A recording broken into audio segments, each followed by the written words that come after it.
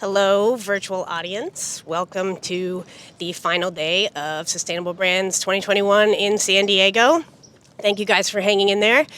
We have a little bit of housekeeping items for you today, and then Sandy and I are going to have a chat about storytelling.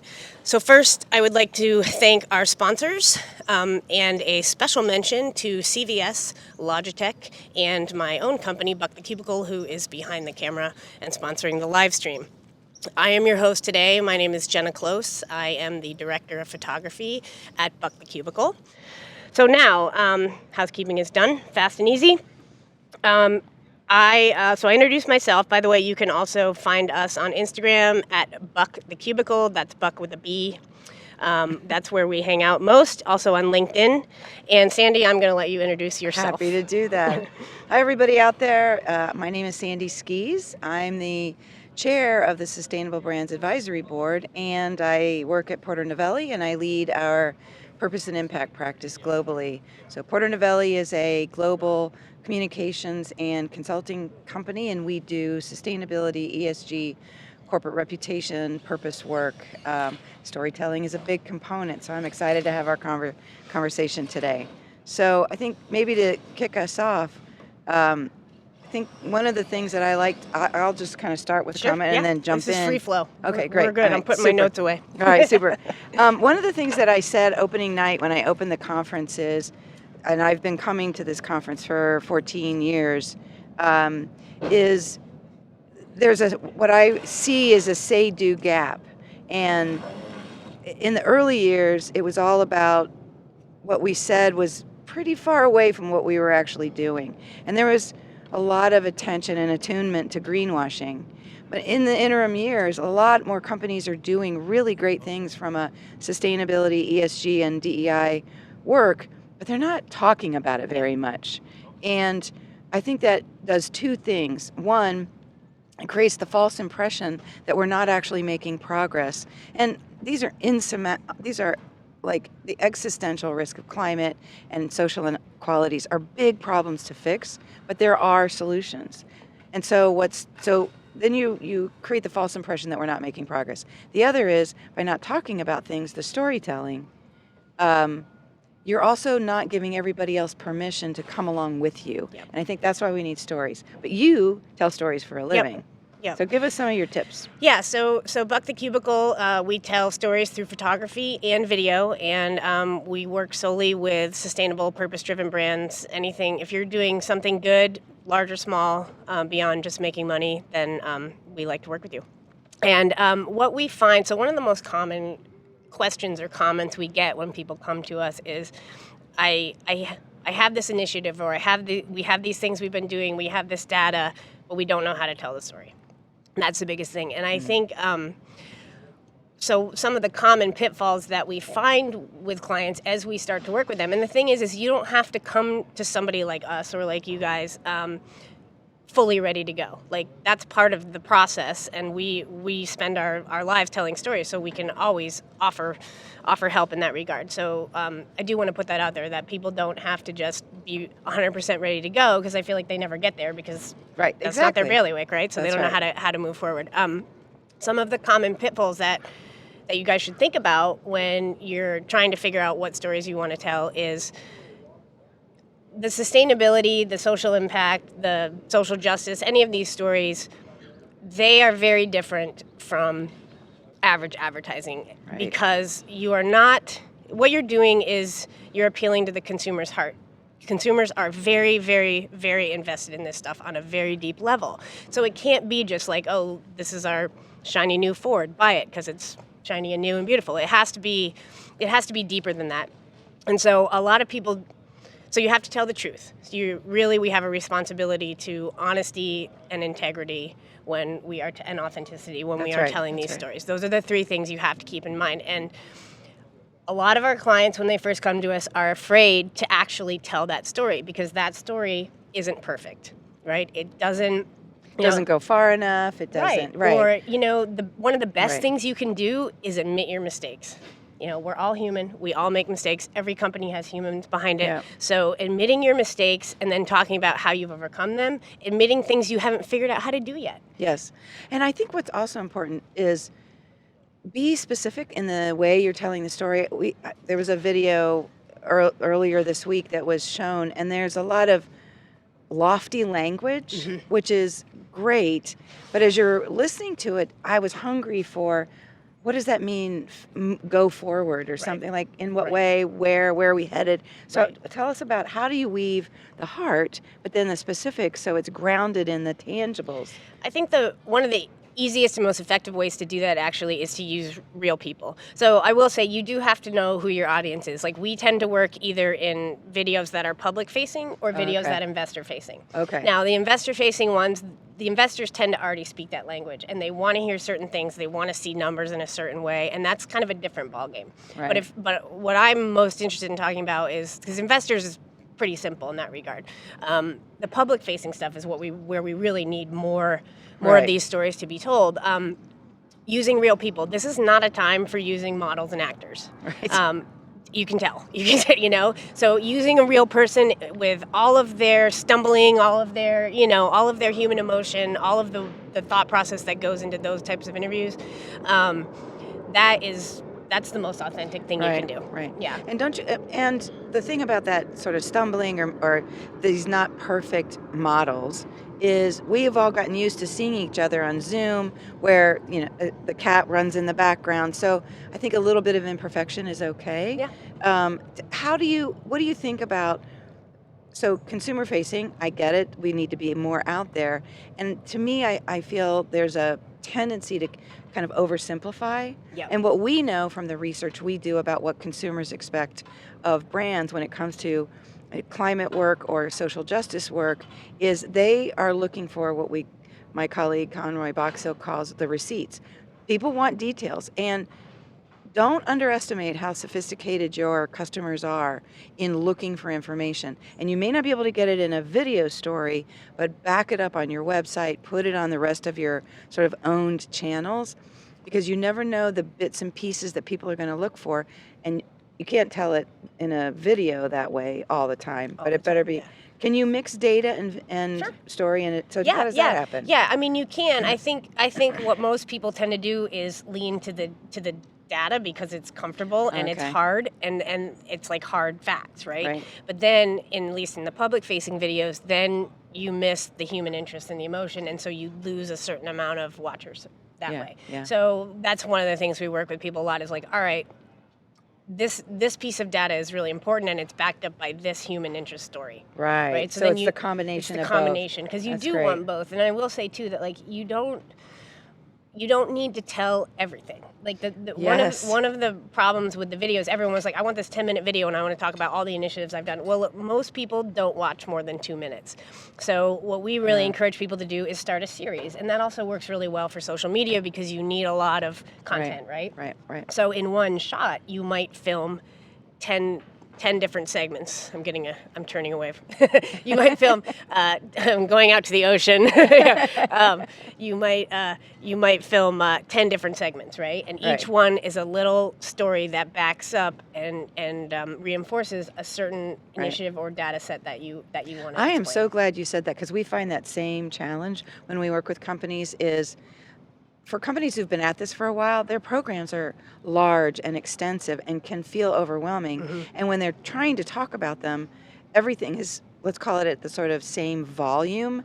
And so then that makes it really difficult for a person to differentiate between the big initiatives and then the small supporting initiatives. So breaking it down into bite-sized stories seems right. Yep. And don't underestimate how important the little things are. Like, the story doesn't have to be this humongous, amazing thing that you have accomplished. It can be just a small thing. It can be a volunteer, or it can be an employee that went and volunteered somewhere. Just a little thing about that. It could be a 30-second segment. There's or a 60-second. There's a really great, I don't know, I guess they're on social media, Facebook, Instagram. I don't know what exactly to call them, but it's called 60-second docs, right? So it's 60 seconds of just little stories. It doesn't have to be, if it feels insurmountable to do this huge thing, it means it's probably too long and too big, and you want to figure out how to break that up. And yes, I think that's right. And then when you take that little small example, but link it to the bigger initiative. Yep. And that doesn't have to be a complex linkage. You can tell that small story and say, and this is part of our DEI initiative, or this is how we're helping reduce our emissions. Just always link it back to the big goal. Yep. So that people begin to see the example in the context of the bigger program. I think that's a good technique for making sure you get credit for those small things and Yep. you contextualize it for people. Yes, and I think also it helps people if you make those small stories and you continually putting them out, it helps people follow you, because really what you want to do is build brand loyalty and build a following, because this is not something that's just going to be finished tomorrow. No. We're going to be working on this forever and ever, and things are going to keep changing, and you're going to have to keep innovating and keep making, and that's okay. Consumers are okay with that. Right, that They we are understand not that. going to achieve sustainability nirvana and be Right. done and dust our hands off and walk And away go and on like, to something else. okay, Yeah. no, Yeah. because the world is constantly changing. So yeah, the so stories- it's okay to say it's a journey and make it a journey and say this is where we Right. aren't yet, but we're getting there. So let's come back and check us out next year or whatever. And people are visual. I mean, we consume content visually, right? Constantly. I mean, Yeah. aren't we becoming more and more trained, if you will, by the need for things to be sort of live action video? Yes, it's that's a very good point, and it is something I wanted to mention. Is I think a lot of people are afraid of video. Video is where it's at right now. Like, we started out as just photography. That was 11 years ago, and then about 5 years in, we started doing video, and now we're like probably 75 to 80% video. Wow. And the And you rest is started stills. 11 years ago, and you named yourself Buck the Cubicle. Well, actually, has we were anybody asked you why Buck the Cubicle? Please explain. I will explain. So, we actually started as P2 Photography, which was a terrible name. P2. P2, yeah, don't ask about Okay, I that one. won't. It's boring. Okay. It's a boring story. We started as that, and then about 4 or 5 years ago, we rebranded as Buck the Cubicle, and that's when Meredith came on board with us. So we're a 3-person company now, women majority owned, finally. Poor Nice. John. But Buck the Cubicle, this is when we decided to go solely purpose driven. So before Gotcha. we did a lot of sustainability, a lot of solar, a lot of alternative energy, but it was actually right around the time we found sustainable brands that were like, these are the stories we want to tell. This is like this matters to us, so we're not just doing a job, we're doing something that we're passionate about. Right. And we were thinking about a name that was different, but that also kind of explained that in a kind of unforgettable way. And the first name we came up with had an F instead of the B, and we figured that would get us. We do own that domain, so don't try and get it. We own it, we realized that was probably not good. So we it's like bucking a trend. It's bucking, Yeah, exactly. It's cubicles counterculture. are boring, lifeless places, and that's not what we're about, and that's not what our clients are about. So That's cool. Yeah. Okay, good. Yeah. So 11 years later, you're telling stories, all purpose-led companies, projects, etc. How would someone, if they wanted to work with you, like, how does it start? Do they have to come to you with a really baked idea? And No, it's actually a lot of times when people come to us with a baked idea, we unbake it, or we try to. We at least, we will be compelled to point out where we don't think things are going to resonate. Mm-hmm. So Meredith is our first point person, and we have, it's on the website, our email, phone number, and she works with the client to get from wherever they're at to get to whatever point we need them to be. So it's like pre-production and production. She's our executive producer. The seagull has something to say about that. And she's chasing, it's a crow. She's chasing it away right now. Yeah, so she's great. She is, wow. Yep, she keeps us in line. So it can be, you can literally come to us and say, we want to tell this. We think we want to tell this story, and we have no idea how to start, and we can help you get through that And the process. end product is something that's visually compelling, which is probably going to be video. Yep, but or mine video could be and stills. photography. Yeah, we right. do both.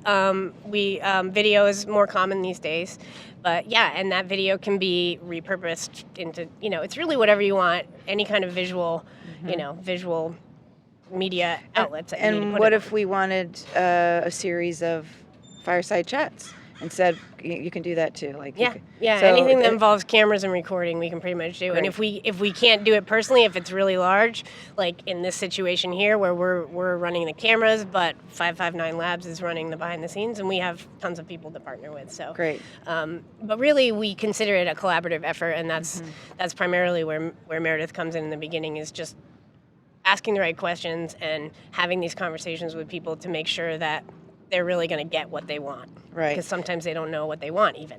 Right, that's or what fine they too. want to say, and Or what they want to say, it, or and who they want to interview, or who should say it, right? Right, exactly. Yeah. So what's your opinion or your practice? There's a lot of talk about sharing the stage with other storytellers, newer storytellers, the people who are actually being impacted, sort of sharing the power of the platform with different voices. Mhm. Do you have ideas there? Yeah, I mean, I think it's great. I think it I think it makes some people nervous. I get that sense. But it really is the most powerful way, because those people are the people that can speak best to the situation. Right, And there's been an interesting trend recently that I really like, where it's like some company will tell a tiny little story about a farmer or something, and nowhere in the entire piece is the company actually mentioned. It's just this inspirational or this interesting, informative Right. story, and then there's a logo at the end. Yeah. And really what it comes down to is the power of emotion and human connection, and Right. that you don't need to mention your business name 18 times in the video necessarily. You can think way outside the box on that. You can have somebody else represent your values, Right. and Right. still have it work for you. Right. Does that make exactly. sense? Of course it does. Yeah. I think what you're saying is the big brands have the platform. You have the means to reach. It's who's telling your story. And always in storytelling, to me, there's two components. There's the message, and then there's the messenger. And both have to be carefully curated and articulated. And one of the things I've seen is you use the corporate person in charge of the thing to talk about the thing instead of the people in it, doing it, participating in it, etc. And I think that's what we all have to learn how to do, is step back and let the people who are doing the work on the ground or participating and receiving the way things are changing be the voices of Yep. the change. Yep, it's really, look for the people who have benefited from what you're doing, Right. versus the people who, and you can combine those two as well. But Right. we do people, their comfort zone is like, okay, we're going to have the project manager discuss this, or we're going to have Right. the CEO discuss this, instead of the farmer who got the thing Right. from you. Right, and right. and it is much more powerful in a lot of instances, not always, to have it be the recipient talk about it, because it's very personal to them. That's and right. That's what makes the connection to the audience. So what's something that works well all the time, or something that is a major watch out? Well, the majorest watch out is just, I'll say greenwashing, and I mean that in the sense of like, not even people doing that on purpose, but just, trying to make it bigger, or trying to not talk about where it's not working, or, any of those things. Like, the radar for that in the audience is we see it massive. all the time. It's Yeah. massive. They Yeah. they will turn you off and never come back to you, because people vote with their wallet now. I know. That's the big new thing. In the next generation, it's going to be even more Completely that way. agree. So just be authentic. That's really it. Don't be afraid. This is very different from previous advertising. It's you It can is have really a polished different. thing. It can Yes. it can look beautiful, but Yes. it can't be perfection, because that's just not what this is about Yeah. right now. I agree. I Yeah. think get it out there quickly, in the moment, have it be of the moment, and then move on to the next thing. And You move on. don't want Yep. it. You don't want to overproduce it to the point where the message either becomes so benign and banal, or you've missed the moment. Right. And Yeah. it's really about the details. I mean, it was interesting because there was there were the two little boy dancers at the opening, and then there was an interview with their parents that I think you guys it was meant for the virtual audience, so I think you saw it. And the one mother was talking about how difficult it is and how much work it is to do the deep dive, because they want to know a lot about who they're purchasing from. And Yep. in their particular case, they were looking for, she gave the example of, we're trying to get a new computer, and her son is African American, and we really want Black owned, and so and it took her so much time to find out that information. So don't underestimate those little things that you have. That's right. Put them out there and make it easier for these people to do this research, because they will either way, so you can't hide it. Right. And they want to, and that's actually, those are powerful things for a company to have.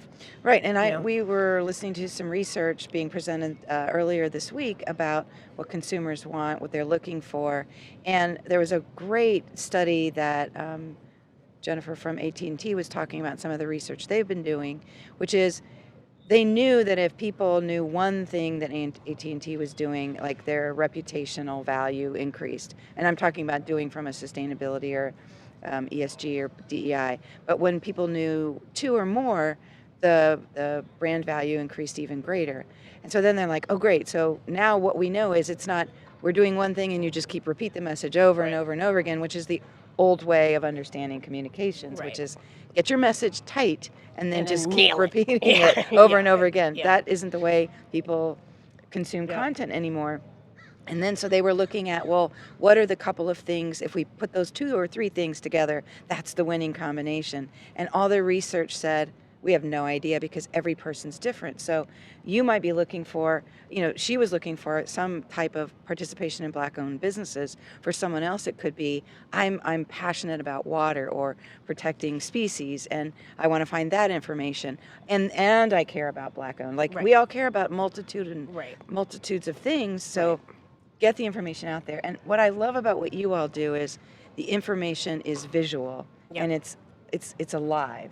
Yep. Right. And that's what makes it so compelling. Yep. And that's a perfect example of where if you did a series of small little stories, you could cover multiple and little, I say little because they can be fit into a concise package, but they're huge. I mean, they're big stories in small formats. And then you roll those out and you reach more people with their specific interest plus their secondary interest. Right. So this is a thing that we're really trying to push on people, and everyone gets a little worried because isn't that a bigger deal? Isn't that more money? Isn't that whatever? It's like really it's scope of job. So if you're doing one giant piece, your pricing is maybe even going to be more than if you're doing a series of little segments that we can film over a couple days, and really you have to look at, what's the worth of that. Right. Well, and once you capture the content and the voices and the people, you can reuse that as much in different ways as you can. Absolutely. Yeah. It's perfect for multiple platforms. Great. And websites and things like that. So just like we always say, I mean, we're Buck the Cubicle, like think outside the box. There's no right way to do this, and there's a wrong way, but there's there's multiple right ways in which you can tell these stories. So don't get boxed in by what other people are doing or what you've done in the past. Like this is Wild Wild West, and that's really exciting because you can make things that are really unique to you. And I'll say that the thing that you want to understand is that all your stakeholders want to hear from you on everything, and there's no way you can predict what they want to hear, but your investors are hungry for information, your employees, your customers, your future employees, everybody wants to hear how you're doing. So tell lots of stories in as compelling a way you can. And about who you are. I mean, we actually just did a little thing for Aquacycle, which is because they're coming up on their 5-year anniversary, and we took 7 questions and we asked each employee those 7 questions, and then we're making little videos of all the employees answering the one question. It's like a 30-second thing, but every employee is different. Every employee had something different to say about why they're at that company, what their thought about sustainability is, and then suddenly it makes this company more than a logo to these people and more than a corporation to the audience. They become a group of humans who are working toward a common goal. Right, and then they know each other better because they took the time to ask the questions. And it's easy for the consumers to see who these people are. Right. Which is really the ultimate quest: is who is making what I buy? Yep. Who are they? What do they believe in? What are they doing? Yep. Yeah. Is it diverse? Is it all these things? And so if you're struggling to figure out how to do this, start by looking at your employees and the people in your company. You can tell the story of your company and the people who work there. It's an easy place to start. It's an easy place. That's where all the passion is. Yep. Good. Cool. I think we're longer. Keep going. More. Okay. 4 and 5 minutes. All right. Well, let's switch to you. I've talked about myself. Yeah. So can you explain a little bit about what you do at Porter Novelli and how that integrates into all of this? I mean, Porter Novelli is at its heart a communications firm, and what we've learned in the sort of purpose, sustainability, ESG, and a lot of acronyms I'm realizing, environment, social governance work, and justice, equity, diversity, and inclusion work, is the communications isn't effective if it's not grounded in the specifics and deeply understanding the intricacies of environmental change, of social justice work. And so to be effective communicators who both tell the story but also foment some sort of behavior change, which is really what we're talking about, right? Then you have to be able to understand the data that's getting woven into the story. You can't just sort of talk around it. You really need people. So we've been pulling in subject matter experts in unconscious bias and racial equity, in disability differences, in all gender studies, and across the emerging sort of non-binary and fluid gender expressions. And we are looking at diversity across all those spectrums and advising clients on operationally how do you incorporate people across multiple differences into your organization, and not just your organization, but how do you make products for them? How do you buy from them if you're looking at suppliers? So that's from a Jedi perspective. And I've been doing consulting for a number of years and communicating, and for me that's the right mix, because we can't create behavior change, social change without effective communications. Otherwise you're doing and not saying. That's what I was talking about earlier. It's like the say-do gap. It's important for both dimensions to be robust and thorough and grounded in reality and facts, and not just a lot of puffy language. Yep. It has to be specific, and in order to get the message right, you have to know what you're talking about. So we try to bring all those elements together, helping companies develop their environmental, their climate strategies, their renewable energy strategies, and then talk about it so they're bringing their stakeholders along. Because in the end, we have to all do this together, and we all have to understand what each other's doing, and Right. that's effective communications. Right. Yeah, so that's what we do. Interesting. Yeah, so that's, and is that like, is it public facing too? Do you look at like Sure. Consumers and what Yes. buying trends are and what? Yeah, I mean, we study since COVID. I remember the first question we were getting from a lot of our clients is, oh my gosh, should we send our workforce home? Do you think, like, what would people think? Like, are we expected to send all our workers home? I think a lockdown's coming. I mean, you remember that question? Yeah, oh yeah, Like nobody knew what to do. So we think of it like consumer polling on an ongoing basis of what do you think brands should do? And there's been so much shift in the last 18 months that first it was send people home, and then it was work from home, and then it was do we keep people employed? And what we heard from people is we're expecting companies to take care of their employees. Like, we're not sure the government has got it together, so businesses, please keep your people employed, keep paying them, and all Be that. loyal to the people who have been Exactly. loyal to you. Yeah. And then we've been pulsing on racial justice after the George Floyd murder, and then we have looked at gender studies, and we're just really wanting to understand, what do you as a person who buys from or invests in companies believe they need to do in this really shifting landscape? So, That's really interesting, and that's going to be shifting constantly. Constantly. It's just like, I think that's, as a last note here, I think we all have to look at this as an ongoing adventure. Like, there is not an answer now that's going to be an answer in a week. So you just have to start putting these kind of things, this research, these communications into your workflow and into your mind, because it's going to be, it's going to have to be on your plate going forward forever. We're doing a big global remodel. So think of any remodel you've ever done. You never know what you're getting. We've been doing it for the last 6 years in our house, and as soon as you finish one thing, something else breaks. Exactly. So, okay, and that is going to be all for today. Thank you, Sandy, for coming along on this ride, and all of you guys, and enjoy the day.